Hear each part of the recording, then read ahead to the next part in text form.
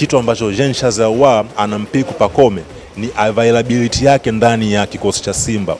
Uwezekano wa yeye kucheza mechi zaidi ya 5 mfululizo katika kikosi cha Simba, Jean Charles Ahoua uhakika huo amewahakikishia Simba kwa kikamilifu.